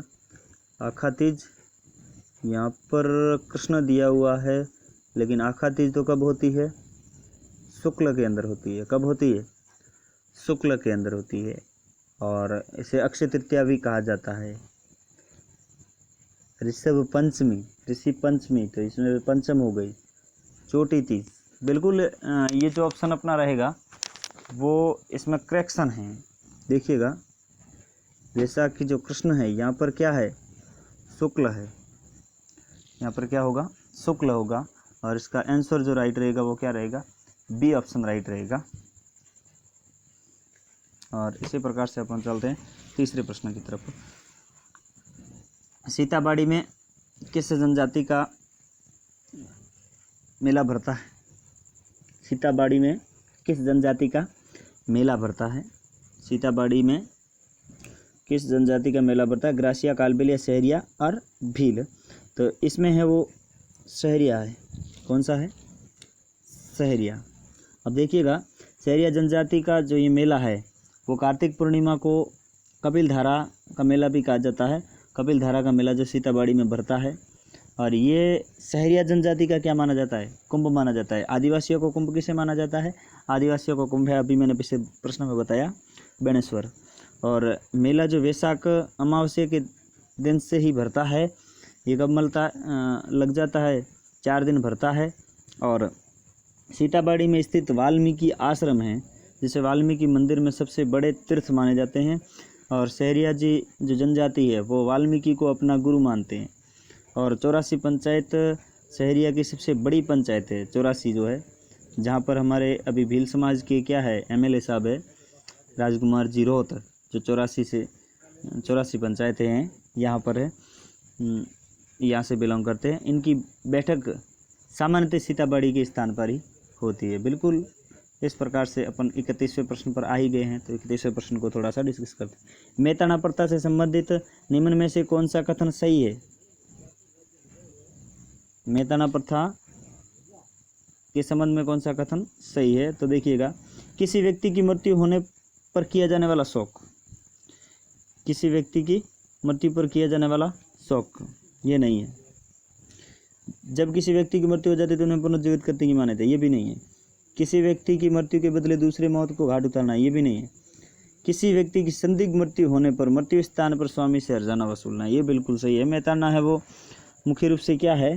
तो देखिएगा, जब किसी आदिवासी समाज है, इसके बारे में दिया हुआ है, जब किसी आदिवासी की मृत्यु किसी दुर्घटनावश या अन्य कारण से होती है तो आदिवासी समाज के पंचों द्वारा तय राशि, जिसे अपन क्या कहते हैं, क्षतिपूर्ति के समय आरोपी से जो वसूल की जाती है उसे मोताना कहा जाता है। ध्यान रखिएगा और एक बार फिर से सुनिएगा। जब किसी आदिवासी समाज के किसी व्यक्ति की दुर्घटनावश या अन्य किसी कारणों से मृत्यु हो जाती है तो आदिवासी समाज के पंचों द्वारा तय की गई राशि क्षतिपूर्ति के रूप में आरोपित जो वसूली राशि की जाती है वो मोताना क्या कहा जाता है। ये बहुत ही महत्वपूर्ण प्रश्न है, अपने डिस्कस जो कर रहे हैं वो बहुत ही महत्वपूर्ण प्रश्न है। मोताना क्या है? तो देखिएगा, मोताना प्रथा में संबंधित कौन सा कथन सही है? तो मोताना में यही कथन सत्य है। जब किसी आदिवासी की मृत्यु किसी दुर्घटनावश या अन्य किसी कारणों से होती है तो आदिवासी समाज के पंचों द्वारा तय की गई जो क्षति राशि है उनके रूप में आरोपी से जो वसूल करते हैं उसे मोताना कहा जाता है। तो इसका ऑप्शन नंबर है वो डी राइट रहेगा। जब किसी व्यक्ति की संदिग्ध मृत्यु होने पर, जब किसी संदिग्ध मृत्यु और मृत्यु स्थान स्वामी से हर्जाना वसूलना, ठीक है ना, ये बहुत ही। और फिर उस मोताना मिलने पर ही आदिवासी लोग इस शव को घटनास्थल से हटा सकते हैं। ये साथियों बिल्कुल कानून बन चुका है इस पर आदिवासी समाज के लिए। SC/SC एक्ट के अंदर जो मुद्दा उठाया गया है SC और ST एक्ट के अंदर, वो इसमें भी एक ये पहलू भी दिया गया मोताना शब्द। विशेष रूप से जब आप डीपली अध्ययन करेंगे तब आपको लॉ अध्ययन होगा तब पता चल जाएगा। देखिएगा, राणा कुंभा द्वारा निर्मित अचलगढ़ दुर्ग। अब ये पूछा जा सकता है कि अचलगढ़ दुर्ग का निर्माण किसने करवाया था? तो अचलगढ़ दुर्ग का निर्माण किसने करवाया था? महाराणा कुंभा ने। महाराणा कुंभा के द्वारा अचलगढ़ दुर्ग किस स्थान पर स्थित है? ये आहोर में नहीं है। अगले प्रश्नों पर चलते हैं, ऑप्शनों पर देखिएगा। तो ऑप्शन अगला क्या है? पाली, यहाँ पर भी नहीं है। माउंट आबू बिल्कुल सही ऑप्शन है। महाराणा कुंभा ने जो इसका निर्माण करवाया था, महाराणा कुंभा ने परमार शासकों द्वारा बनाए गए एक आबू के पुराने किले को भग्नावशेष में पाकर के इस दुर्ग का निर्माण करवाया था। और अचलगढ़ दुर्ग का जो निर्माण है वो माउंट आबू सिरोही में है। यहाँ पर सिरोही का ऑप्शन नहीं था, और दिया हुआ है, पाली दिया हुआ है, सिवाना दिया हुआ है। और अचलगढ़ दुर्ग में भंवराथल है, कुंभा है, ऊंदा की मूर्तियाँ हैं, जो सावन भादवा है, और अचलेश्वर महादेव जी का मंदिर है, मंदाकिनी कुंड है, और यहाँ पर शासकों द्वारा निर्मित खतरों की सूचना देने वाले बुर्ज भी है। एकमात्र किला सबसे सर्वाधिक महत्वपूर्ण है। ये जो किला माना जाता है वो किसके लिए माना जाता है? बुर्ज है, यानी कि कोई खतरे की सूचना देने वाली यहाँ पर बुर्ज मौजूद है। ये किला गुजरात से होने वाले आक्रमणों को रोकने के लिए बनवाया था महाराणा कुंभा जी ने। गुजरात से सर्वाधिक आक्रमण हो रहे थे उस समय राजस्थान पर, तो इनको रोकने के लिए इसका निर्माण किया गया था। राजस्थान के लोकवाद्य यंत्रों के विषय में कौन सा कथन सत्य नहीं है? तो राजस्थान के लोकवाद्य यंत्रों में से कौन सा कथन सत्य नहीं है? अपभंग, रावण अता दोनों एक तत्वाद्य यंत्र है, बिल्कुल राइट ऑप्शन है ये। अलगोजा और मोरचंग दोनों फूक यंत्र है, बिल्कुल ये भी चाहिए। और ढोलक, नौबत, नगाड़ा, चंग, थाप वाद्य यंत्र, बिल्कुल ये भी सही है। यानी कि फूंक वाद्य यंत्र बाकी की ये गलत है, इसको पढ़ना पड़ेगा। देखिएगा, फूंक वाद्य यंत्र बाकिया और करना को मांगलिक अवसरों पर नहीं बजाया जाता है। ये ऑप्शन अपना क्या हो गया? गलत हो गया। ये इसमें से नहीं बजाया जाता है, हालांकि बजाया जाता है। तो देखिएगा, अब यहाँ पर ऑप्शन दिया हुआ है बांकिया। देखिएगा, बांकिया अपन डिस्कस करते हैं बांकिया पर। तो बांकिया एक कैसा यंत्र है? बांकिया फूक यंत्र नहीं है, ये कैसा यंत्र है? सुशीर वाद्य यंत्र है। और ये पीतल का बना हुआ बिगुल की शक्ल का होता है, शकुल का साज होता है। और इसके साथ ढोल और कांसे की थाली भी बजाई जाती है। किसके साथ? इनके साथ में। और बांकिया है वो विवाह आदि मांगलिक अवसरों पर बजाया जाने वाला एक यंत्र है, वाद्य यंत्र। करना भी एक क्या है? करना भी एक क्या है? एक प्रकार का सुशीर वाद्य यंत्र है। हम भी थक चुके हैं साथियों, बहुत लंबे समय से ये क्लास अपनी जारी है। हमने भी इतनी मेहनत की है, तो आपने भी देखने का कष्ट जरूर किया है। बहुत ही अच्छे प्रश्न मैंने आपके लिए लाए थे। और इसके अलावा इसमें रण क्षेत्र के अंदर जो दरबारों के अंदर प्रयुक्त किया जाता था, ये आपको सभी को पता है। यहाँ पर ये अवसर दिए हुए मांगलिक अवसर, ये मांगलिक अवसर नहीं है। यहाँ पर ये रण क्षेत्र के अंदर, युद्ध भूमि के अंदर बजाए जाने वाले हैं। अर्थात हमें युद्ध किससे करना है? हमें युद्ध परीक्षाओं से करना है। अगला प्रश्न, शिकार का बहुरंगी एवं वैविध्यपूर्ण चित्रण किस चित्रकला शैली का प्रतीक है? बहुत ही अच्छा प्रश्न माना गया है, जो यहाँ पर क्या है? कोटा का। शिकार का बहुरंगी वैविध्यपूर्ण चित्रण किस चित्रकला शैली का है? तो कोटा चित्र शैली का है। कोटा चित्र शैली का चित्रण सर्वाधिक चित्रण अगर पूछे तो किन्होंने करवाया था? उमेद सिंह ने करवाया था। किन्होंने करवाया था? उमेद सिंह ने करवाया था। उमेद सिंह के समय हुआ था। और इन्हीं के समय कोटा चित्र शैली में सर्वाधिक क्रांतिकारी जो परिवर्तन आया है वो भी इन्हीं के समय में आया है। इसके अलावा देखिएगा, अगले प्रश्न में अपन चलते हैं। 35वां प्रश्न है, निम्न में से किस दुर्ग को सुदर्शनगढ़ दुर्ग के नाम से जाना जाता है? निम्न में से किस दुर्ग को सुदर्शनगढ़ दुर्ग के नाम से जाना जाता है? सुदर्शनगढ़ दुर्ग कौन सा है? सुदर्शनगढ़ दुर्ग है वो नाहरगढ़ दुर्ग है। कौन सा दुर्ग है? नाहरगढ़ दुर्ग है। नाहरगढ़ दुर्ग को सुदर्शनगढ़ इसीलिए कहा जाता है क्योंकि इसे सुदर्शन कृष्ण का मंदिर है। इसमें क्या है? सुदर्शन कृष्ण जी का मंदिर भी है। और अगला देखिएगा, इसमें जो इसकी राजधानी बनाया था इस नाहरगढ़ को 1734 ईस्वी के आसपास इन्होंने सवाई जय सिंह जी ने अपनी राजधानी बनाया था। यहाँ मराठों की असुरक्षा फैली हुई थी, तो इसकी सुरक्षा के संबंध में इसका निर्माण हो गया था। और यहाँ एक हवा मंदिर है नाहरगढ़ के अंदर, देखने योग्य। जितने फैक्ट याद है और जितने महत्वपूर्ण हैं वो मैं बता रहा हूँ आपको। अगला देखिए 36वां प्रश्न, ढोल नृत्य से संबंधित तथ्य है। ये पुरुष प्रधान नृत्य है। ये पुरुष प्रधान नृत्य है, बिल्कुल ये सही है। ढोल नृत्य में ये सही। और ये जालोर में शादी विवाह की खुशी अवसर पर किया जाता है। हमारे यहाँ किया जाता है बिल्कुल सांचौर जालोर क्षेत्र के अंदर। कभी आइएगा हमारी शादियों में, मेरी खुद की शादी होनी बाकी है, तो तब जरूर आप पधारिएगा और अपने इस वाद्य यंत्र का हाँ जरूर एंजॉय आप कीजिएगा। और ये एक पेशेवर नृत्य हैं, बिल्कुल ये कैसा नृत्य हैं, पेशेवर नृत्य हैं। अगला ऑप्शन क्या है, नृत्य से पूर्व थाकना शैली के अंतर 4-5 दिन पहले ढोल बजाना शुरू कर देते हैं। ये भी बिल्कुल सही है, ढोल नृत्य से संबंधित है, अर्थात ऑप्शन नंबर डी सही। अगला देखिए 37वां, और इसमें से बताने योग्य तो कुछ नहीं है, मुख्य रूप से है वो, अगर ढोल नृत्य के लिए प्रसिद्ध देखें तो ढोल नृत्य के लिए प्रसिद्ध क्या है, माली, बील, सरगड़ा या सरगरा या ढोली, ये इसके लिए 4 प्रसिद्ध जातियां हैं, ठीक है ना। और ढोल नृत्य को प्रकाश में लाने का श्रेय किसको जाता है, जिनके यूनिवर्सिटी बनाई हुई है, श्री जयनारायण जी व्यास। श्री जयनारायण जी व्यास ने हमारे ढोल नृत्य को श्रेय में इन्होंने है वो सर्वाधिक प्रयास किया था। राजस्थान में सर्वाधिक क्षेत्र में बोली जाने वाली भाषा कौन सी है, राजस्थान के अंदर सर्वाधिक क्षेत्र में बोली जाने वाली भाषा कौन सी है, मारवाड़ी। मारवाड़ी राजस्थान की मानक बोली भी है, और इसका अधिकांश इसी भाषा में, राजस्थान में अधिकांश साहित्य भाषा जो वगैरह है इसी में लिखा हुआ है। अबुल फजल ने इसे भारत की मानक भाषाओं में से एक माना है, अबुल फजल जो है। और मारवाड़ी भाषा का क्षेत्र माने तो J Jodhpur, J Jaisalmer, S Sirohi, B J S B और एन एस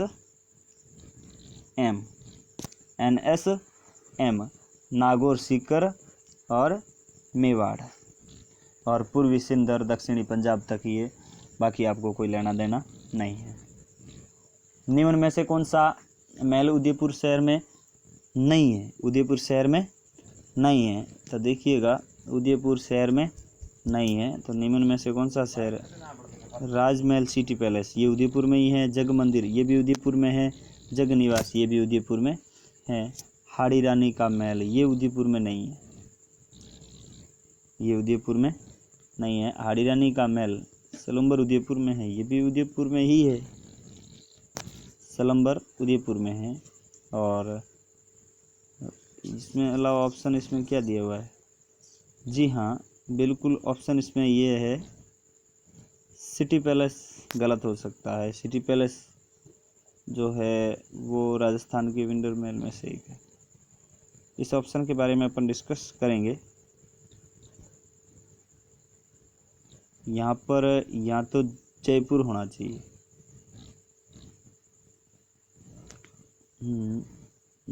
डिस्कस करेंगे अपन इस प्रश्न पे, 38वें प्रश्न को विशेष रूप से, क्योंकि मैं भी थोड़ा सा कन्फ्यूज हूँ, एक बार कंफर्म करना होगा, हो सकता है करेक्शन है इस प्रश्न में। 39वां, लोक देवी देवता रामदेव जी का मेला किस महीने में आयोजित होता है। रामदेव जी के बारे में मैंने आपको बता ही दिया था। रामदेव जी का मेला है वो कहाँ है, भाद्रपद के अंदर पड़ता है, भाद्रपद की द्वितीय शुक्ला को पड़ता है। पीरों के पीर माना जाता है ये रामदेव जी है, और ये सांप्रदायिक सद्भावना का मेला माना जाता है। जो रोनीचा रामदेव रोनीचा जैसलमेर के अंदर पड़ता है। हमारे यहाँ से लमसम 300-350 किलोमीटर लोग पैदल भी जाते हैं। जो सांचौर से लगाकर जैसलमेर की दूरी है वो 300-350 से अबव है। अब देखिएगा, वो प्रथा जिसमें राजा महाराजा द्वारा अपनी लड़की की शादी में दहेज के साथ कुंवारी कन्या भी दी जाती, उन प्रथा को क्या कहा जाता है। बहुत ही अच्छा प्रश्न है। तो इसमें इस प्रथा को जो कहा जाता है वो डावरिया या अणवरिया, आजकल है वो इसे अणवरिया कहते हैं, डावरिया नहीं है ये। यहाँ डावरिया यहाँ दिया हुआ है साहित्य के अंदर, यहाँ प्रश्नों के अंदर आप देखेंगे तो डावरिया है, बाकी इसे क्या कहा जाता है, अणवरिया, ठीक है ना। और ये है वो अणवरिया प्रथा है, वो जागीरदारों ने अपनी लड़की की शादी के समय दहेज के साथ में सुकन्या वगैरह दे करके इन प्रथा को चलाया था। किस जाति के लोग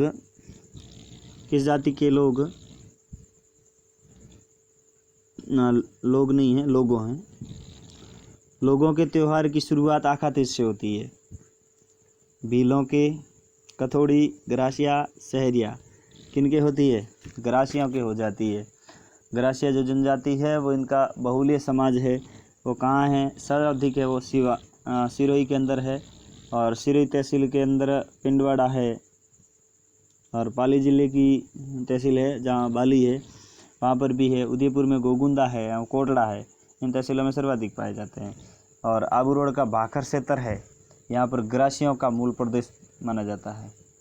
और देखा जाए ग्रासियों के तो अपने यहाँ पर जो ग्रासियों के जो घर होते हैं उनको क्या कहते हैं? घेराल, ठीक है ना। तो घेर कहते हैं इनको, क्या कहते हैं? इनके घरों को घेर कहते हैं। और ग्रासिया जनजाति की पंचायत के मुखिया को सहलौत कहते हैं, ठीक है ना। ग्रासिया जनजाति है, इनके जो मुखिया होते हैं उनको सहलौत कहते हैं, या कई जगह पालवी भी कहते हैं। और ग्रासिया जनजाति जो है ये अन्न संग्रहण जो भंडारण करते हैं, इनको कोठरियों में काम करते हैं, और उन्हें है वो सोहरी कहते हैं। तो पालवी और सोहरी दो शब्द इनके लिए पूछे गए शब्द हैं। और ग्रासिया समाज में अगर किसी की मृत्यु हो जाती है तो मृतक का अंतिम संस्कार मृत्यु भोज के 12वें दिन में किया जाता है, ठीक है ना। 12वें दिन किया जाता है, मृत्यु के 12वें दिन किया जाता है, ठीक है ना। अंतिम संस्कार वहीं से प्रारंभ हो जाता है। और ग्रासिया समाज में मृतक की याद में बनाए जाने वाले जो स्मारक हैं वो भी बहुत ज़्यादा बनाए जाते हैं, और इसे बनाए जाने वाले स्मारक को कहा जाता है, ठीक है ना। और ग्रासियों के त्योहारों की शुरुआत है वो कहाँ से हो जाती है? आखादेज से हो जाती है, ठीक है ना। अब भवानी नाट्यशाला कहाँ पर स्थित है? भवानी नाट्यशाला है वो कहाँ पर स्थित है? झालावाड़ में। इसका निर्माण करवाया था भवानी सिंह जी ने, ठीक है ना। यहाँ का एक भवानी सिंह शासक हुआ करते थे, 1921 के अंदर इसका निर्माण करवाया था। और ये है वो ओपेरा शैली के अंदर बना हुआ है। किस शैली के अंदर बना हुआ है? ओपेरा, आपने देखा होगा, ओपेरा नाम सुना होगा। एक सर्च पेड भी है, गूगल टूल जो इंटरनेट टूल है। और भवानी नाट्य है वो राज्य के रंग कर्म की जगत की अनुपम धरोहर है, ठीक है ना। और इसके अलावा अगला प्रश्न देखिएगा, 43वां प्रश्न है, मोरचंग एक है धन्य वाद्य यंत्र, अनवद्य ताल वाद्य यंत्र, तत्त वाद्य यंत्र, सुशिर वाद्य यंत्र। ये क्या है? मैंने अभी बताया था, मोरचंग का पीछे आ गया था ना, ठीक है ना। ये क्या है? एक सुशिर वाद्य यंत्र है। मोरचंग लोहे का बना होता है जिसको होठों के माध्यम से बजाया जाता है, बहुत ही अच्छा बजते हैं। और लंगा गायक है वो इसे सारंगी आदि की संगत के साथ में बजाते हैं। और ये सर्वाधिक है वो कब बजाते हैं? मोरचंग जब रात हो जाती है, ठंडी रात होती है, तो ये ठंडी रात को बजाया जाता है। और ठंडी रात को कहाँ बजाया जाता है? दोहरों के बीच में, यानी कि कहाँ बजाया जाएगा? मरुस्थल में, अपने यहाँ मरुस्थल रेगिस्तान में बजाया जाएगा। राजस्थान में घर की छोटी मोटी चीज़ें रखने के लिए बनाई जाने वाली मिट्टी की महलनुमा चित्रित आकृति कहलाती है। बहुत ही अच्छा प्रश्न पूछा है। तो इसका जवाब है वो क्या है? व्हील है, जैसे ग्रामीण क्षेत्र में ये बनाते हैं। और ये उद्देश्य इसका होता है छोटी मोटी जो वस्तुएं होती है उनको रखने के लिए। इस कला में निपुण जाति, बहुत ही अच्छी जानकारी है। राजस्थान में जो ये बनाई जाती है छोटी मोटी चीज़ें रखने के लिए, जो मिट्टी की महलनुमा चित्रित आकृति बनाई जाती है, व्हील जिसे कहते हैं, वो किन जाति के द्वारा बनाई जाती है? मेघवाल जाति के लिए प्रसिद्ध महिलाओं के द्वारा बनी जाती है। बहुत ही प्रसिद्ध जाति मानी जाती है। इस कार्य के लिए महिलाएं हैं। बहुत ही अद्भुत चित्रकला इसमें दिखाई जाती है, बहुत ही अच्छी कला इसमें होती है। तो इसे हमारे भाषा में कहते हैं माजूड़ा, हमारे स्थानीय क्षेत्र में इसे क्या कहते हैं? माजूड़ा। तो आपके इधर आपकी आदि स्थानीय समाज में क्या कहते हैं वो आप हमें कमेंट करके ज़रूर बताएं। राजस्थान प्राच्य 2 आपके फैक्ट हो चुके हैं। एक तो ये 45वें प्रश्न का है, एक मैंने पीछे और चीज़ बताई थी, यानी कि मैंने आपको जो महत्वपूर्ण प्रश्न पूछे थे वो स्थानीय प्रश्न है। संस्कृति में है तो आपको संस्कृति पढ़ने में बहुत ही अच्छी लगती होगी, मुझे भी अच्छी लगती है। राजस्थान प्राच्य विद्या प्रतिष्ठा कहाँ पर है? तो राजस्थान प्रतिष्ठा जयपुर नहीं, जैसलमेर नहीं है, जोधपुर के अंदर है। कहाँ पर है? जोधपुर के अंदर है। राजस्थान प्राच्य विद्या जो प्रतिष्ठा पीठ है, इसकी स्थापना 1951 में की गई थी, ठीक है ना। इसकी स्थापना 1951 में की गई थी। इसका उद्देश्य है वही जो अपने हस्तकला से ग्रंथों का संग्रह करते हैं, सर्वेक्षण करते हैं, संपादन करते हैं, प्रकाशन करते हैं, या फिर इसका संरक्षण करते हैं, ठीक है ना। और चालिया महोत्सव के समुदाय संप्रदाय का पावन पर्व है? किस समुदाय के हैं भाई? यहाँ पर एक लिखा हुआ नहीं, किस संप्रदाय के हैं? तो ये वो सिंध हिंदू सिंधी, किसके हैं? सिंधी के। चालीहा महोत्सव सिंधी समाज का ये त्यौहार है और सिंध प्रांत की बादशाहों के जुल्मों से परेशान होकर सिंधी समाज के लोगों ने 40 दिन तक का क्या किया था? व्रत किया था और 40वें दिन झूलेलाल का अवतार हुआ था। इसका अवतार हुआ था झूलेलाल का। और इसी उपलक्ष्य में प्रतिवर्ष सूर्य की कर्क रेखा में आ जाने पर, सूर्य की कर्क रेखा में कब आ जाती है? ये आ जाती है 16 जुलाई को, और 16 जुलाई से 25 अगस्त की अवधि में ये चालीहा महोत्सव मनाया जाता है। और 47वां प्रश्न देखिएगा, निम्न में से कौन सा मेला सवाई माधोपुर जिले में भरता है? तो सवाई माधोपुर में कौन कौन सा मेला भरता है? सौथ मेला, ये भी सवाई माधोपुर में ही भरता है। सौथ का मेला है वो बरवाड़ा में भरता है। कहाँ पर भरता है? बरवाड़ा में। और ये भरता है कृष्ण माघ चतुर्थी को। और शिवाड़ मेला भी सवाई माधोपुर में भरता है। और शिवाड़ है वो धूमेश्वर महादेव मंदिर के रूप में जाना जाता है, भुवनेश्वर, ठीक है ना। और यहाँ पर भगवान सिंह जो शिव है उनका 12वां और अंतिम ज्योतिर्लिंग अवस्थित है। और गणेश जी का मेला भी कहाँ पर भरता है? जैसलमेर, सवाई माधोपुर रणथंभौर के अंदर पड़ता है। ऑप्शन नंबर डी इसका राइट आंसर रहेगा, ये सभी। इसी प्रकार से 48वां प्रश्न देखिए, राजस्थान में जन्माष्टमी के दिन उर्स का मेला कहाँ पर भरता है? राजस्थान में जन्माष्टमी के समय उर्स का मेला कहाँ भरता है? तो उर्स का मेला कहाँ पर भरता है? नरहड़ में। और नरहड़ के पीर के उर्स का जो मेला भरता है उसी दिन चिड़ावा या झुंझुनू में स्थित है। और नरहड़ के पीर का नाम क्या है? हजरत चक्र बहार, जिनकी दरगाह चिड़ावा के अंदर स्थित है, ठीक है। ऐसा माना जाता है कि ये पागलपन के असाध्य रोगी भी इनकी जात से ठीक देने, इनकी जाने से ठीक हो जाते हैं, ऐसा इनकी मान्य है। और नरहड़ के पीर है वो क्या है? नरहड़ के पीर वागड़ के धनी के रूप में पूजे जाते हैं। कांकणवाड़ी, ठीक है ना। इसी प्रकार से चलते हैं, ये है वो कांकणवाड़ी का जिला कहाँ स्थित है? कांकणवाड़ी का जिला किला है, देखिएगा कांकणवाड़ी का किला कहाँ स्थित है? तो ये कहाँ पर स्थित है? सरिस्का में स्थित है। कहाँ पर स्थित है? सरिस्का अभ्यारण्य में स्थित है। और सरिस्का अभ्यारण्य कहाँ है? अलवर में। यहीं पर औरंगजेब ने अपने बड़े भाई दारा सिकों को बंदी बनाकर रखा था। किसको रखा था? दारा सिकों को बंदी बनाकर रखा था। संगत बताइए, हाँ भाई संगत बताते हैं। क्या क्या है? सिखलदास जी चित्रकार है, उनसे रिलेटेड क्या है? सिखलदास जी चित्रकार है जोधपुर के, तो ये भी सही है। सिखलदास जी कहाँ के? जोधपुर के हैं। और भी जोधपुर के हैं। जोधपुर के और कौन कौन है? सिखदास है, शिवदास है, और विशनदास भी है, अमरदास है, और दास सभी के सभी कहाँ के हैं? जोधपुर के हैं। नारायण दास है। एक भाटी मात्र है, जो कौन है? रतन जी भाटी। और रुकदुद्दीन कहाँ के हैं? रुकदुद्दीन बीकानेर के हैं, बिल्कुल ये भी सही है। रुकदुद्दीन है, अलीरजा है, उस्ता आसिर है, और मुन्ना लाल है, मुकुंद है, रुकनुद्दीन है, ठीक है ना। तो ये जो दिन वगैरह जो मुस्लिम संप्रदाय के लोग हैं वो बीकानेर से ले। किशनगढ़ की शैली के चित्रे है वो कौन कौन से? चितेरे कौन कौन है भाई? चितेरे है किशनगढ़ के अंदर। तो निहाल चंद जी जो आप जानते ही होंगे बनी ठनी के रूप में, और लाडली दास है, और भंवरलाल जी भी हैं। इसी प्रकार से आपकी ये जो महत्वपूर्ण क्लास है सबसे महत्वपूर्ण रहेगी।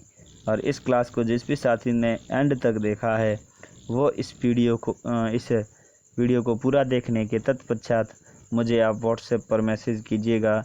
आपको ये क्या मिल जाएगा? PDF। और जो भी साथी इससे रिलेटेड, इन प्रश्नों से रिलेटेड कोई समस्या है तो उस प्रश्नों का जवाब और विभिन्न प्रकार के ऐसे प्रश्न पाने के लिए 979948143514 ये जो नंबर है, ये नंबर पर व्हाट्सएप के माध्यम से आपको जवाब दिया जाता है और स्टेट्स भी लगाए जाते हैं। और मैंने तो आपको बताया था कि जो साथी अपने इंतज़ार पर था तो वो ये ज़रूर आखिर की बातें सुन के जाएगा। 9799481435 इस नंबर पर जो भी साथी संपर्क करके अपने संपर्क को हमसे जोड़िएगा और आप भी हमारे स्टेटस से जुड़िएगा और सर्वाधिक जवाब देने वाले और जिसका नाम सर्च पेड में आ जाएगा हमारी लिस्ट के अंदर और जिन्होंने जवाब दिया है उस व्यक्ति को अगली 13 फरवरी 2021 को हमारे कोचिंग सेंटर के इनाम के रूप में नवाजा जाएगा, जिसमें आपको आप चाहे तो नगद पुरस्कार भी होगा और आप चाहे तो हमारी कोचिंग का सर्टिफिकेट भी ले जा सकते हैं। ओके, ये भी आपको PDF में मिल जाएंगे। बाकी आप अपने इच्छे अनुसार चलिएगा। अपन मिलते हैं जल्द ही अगली क्लास में। और 2 मैंने महत्वपूर्ण बातों का कहा था। दूसरी महत्वपूर्ण बात, आप हमें कमेंट में ज़रूर बताएं कि अगली है वो प्रश्न किस प्रकार के लेकर के आऊँ, अगली है वो क्लास किस प्रकार से लेकर के आऊँ। और दूसरी सबसे महत्वपूर्ण बात कि जो भी साथी इस क्लास से जुड़ा हुआ था वो साथी एक हमें अनमोल सेंड ज़रूर करे। जिस प्रकार से बड़ी बड़ी कोचिंगों में पहले अनमोल रखा जाता है, हम भी वैसा अनमोल रखेंगे, लेकिन अपने ही विद्यार्थी के नाम के साथ, मेरे नाम के साथ नहीं। हालांकि मेरे नाम के साथ तो मैं बहुत चढ़ाता हूँ इंस्टाग्राम है, फेसबुक है, सभी पर, ट्विटर पर। हालांकि मैं आपके नाम के साथ में विद्यार्थी का नाम जिसमें लिखा होगा मेवाड़ा क्लासेस विद्यार्थी के द्वारा सेंड किया हुआ और कमेंट में हमें वो सेंड ज़रूर कीजिएगा। Thank you for watching. जिस भी साथी ने वीडियो को एंड तक देखा है, बहुत बहुत आभार है उस साथी का। और इसी प्रकार से अपन है वो इस क्लास को यहीं पर समाप्त करते हैं।